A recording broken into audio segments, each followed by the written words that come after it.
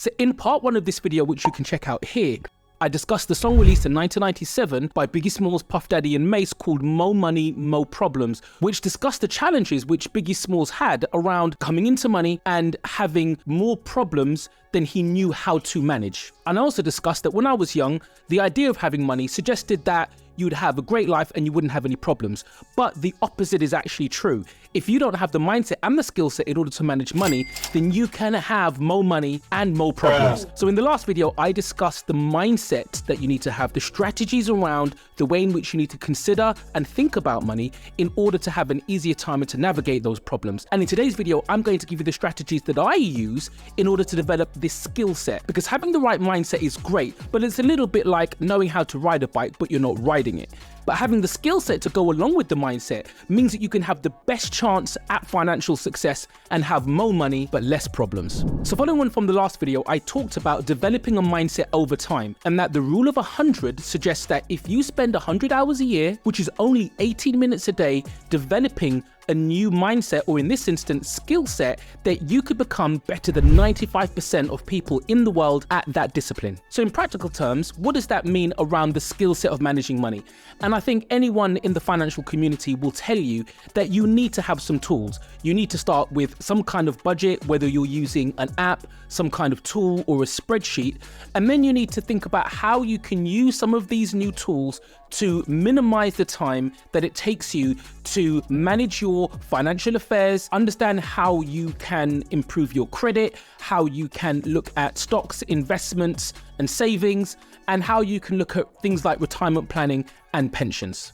But because of the information overload we have today, there are so many options available to you. You do need to put some intentional time around the research and discovery of some of these tools, of some of these ideas and options, so you can narrow down what the best one is for you. And yes, you could argue that this is the job of a financial advisor, but I would suggest that you understand the basics of all of these financial terms and financial strategies yourself, so that when you are engaging or speaking with a financial advisor, you can ask some meaningful questions and you're not starting from scratch, so that you can have a better understanding of whether or not what they're advising suits your lifestyle and suits your financial goals. So as an example, you can start off with spending 18 minutes a day just looking at your budget, whether that's your personal budget or your business budget, or you do 9 minutes on each, doing that thing beginning of the day, during your lunch break, at the end of the day, whenever it might be. But it's time that you protect around that skill that you want to develop. Working on a budget is a really, really good place to start. And whilst you're doing that, you're going to come across terms that you don't understand.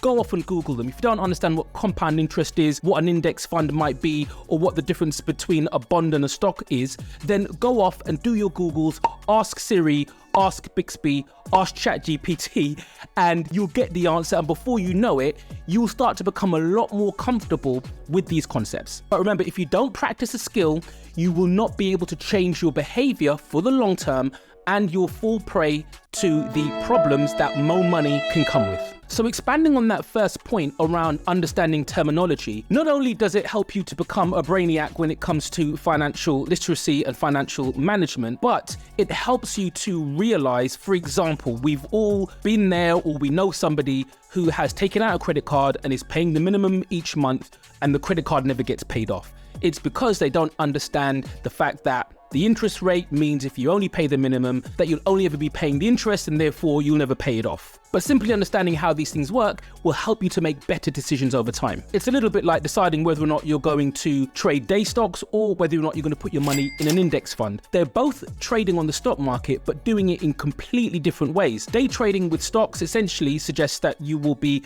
looking at charts pretty much on a daily basis, could be an hourly basis, and you will be looking at companies that you want to invest in. You will be looking at all of the different things which might make a company successful based on their charts, their history, all of the different data you need to consider in order to make a decision. Now, doing it that way, you can have massive rewards, but you could also have massive losses. On the other end of the spectrum, one of the reasons why index funds are so popular, such as the S&P 500, because historically they have a stable rate of return, which means that if you put in £10, £1,000, £100,000, you can almost predict based on decades worth of trading history, what you might earn over a number of years into the future. Because when you add up the wins and losses that day traders make, it's often less than a well-performing index fund. The book written by James Clear, Atomic Habits, talks about being able to hack your behavior or influence your behavior by changing your environment. So he suggests that if you want to go running every day, that you should put your running shoes and your running kit next to your bed. Or for example, if you want to drink more water, then you would make sure that you're carrying around water with you. You've got water within easy reach at your home or your office. Or if you wanted to eat less unhealthy snacks, then you would simply remove them from your environment or just make them harder to get to. Similarly, if you want to create financial boundaries for the behavior that may not be serving you, i.e. you might be overspending on groceries, on clothes, on entertainment. A really common way of doing this, which many of you will have heard before, is to create different bank accounts for different things. So you might have a bank account which has your savings in it and you just don't touch them. You have a bank account that has all of your majority bills, and you have a bank account which has a pot of money that you can use for entertainment, holidays, and enjoying life. But in doing so, you're creating a financial environment by restricting access to different pots of money that will be spent on different things. Other financial boundaries might be putting money into an account that you can't touch for 30 days, putting money into a pension which you simply just cannot redeem until a drawdown date, or giving the money to a family or friend that you trust who will protect the money against you until your behavior is changed. Another really important skill in order to get to your financial goals is forecasting. So whether or not you're doing this in a business context or a personal context, if you are saving towards your pension, if you're saving towards a particular target for your business in terms of revenue, you need to forecast. Now, a forecast may not go according to plan, but it is a plan that enables you to have some kind of guidance, have some kind of direction towards your targets. And then over time, you can have the basis of a plan that you can narrow down into the direction you actually want to take. So for example, if somebody says they want to become wealthy, that's quite a broad term. It isn't that helpful in terms of planning or forecasting. A better question would be, how are you intending to become wealthy? Will it be through business and entrepreneurship? Will it be through property and real estate? Or will it be through the stock market? Or will it be a combination of all three? And forecasting really forces you to create a financial plan, some kind of spreadsheet or tool that allows you to predict into the future based on where you are today and where you want to end up, what you need to do in the middle. So if you want to save £100,000 over the next 5 years, then you know that requires you to save X pounds per month over the course of 5 years. Now, based on your earning potential at the present moment, you may only be able to save a smaller amount, planning to increase your earning potential in year 2, year 3, year 4, and 5 to be able to increase the level of saving. Or if you know that you need a pot of £2 million in order to become financially independent, then you might mix that up again between stocks. You might have interest in a business, it might be savings, it might be real estate and property. And you can essentially plan for each one of those strategies to accumulate into that £2 million over a defined period so that you can reach that target.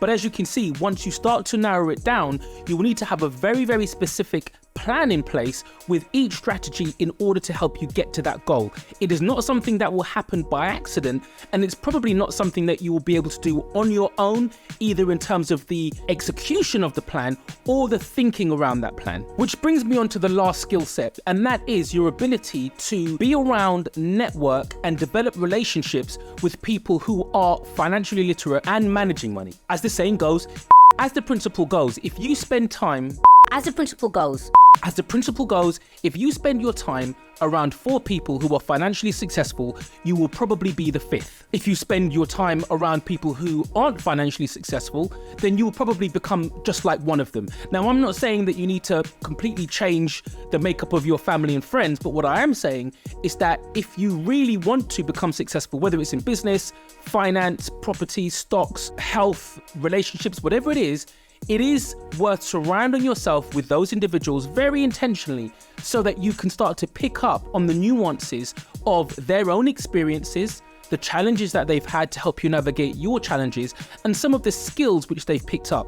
Because as much as we love the internet, the value of human interaction and us learning from people is paramount. And being around those individuals on a regular basis and getting all of those insights and all of that information will help to give you the data you need to consciously and subconsciously put together a plan that is tailored, that can work just for you. And being around individuals who are financially successful will enable you to, either by osmosis or by deliberately asking questions and understanding their experiences, put together a package of information that you can now use to help you to become more successful based on your own personal circumstances. So there you have it, some of the most important skills that I think you need to learn and adopt and embed within your behavior to become financially successful, together with the mindset strategies which you need to also adopt in the previous video.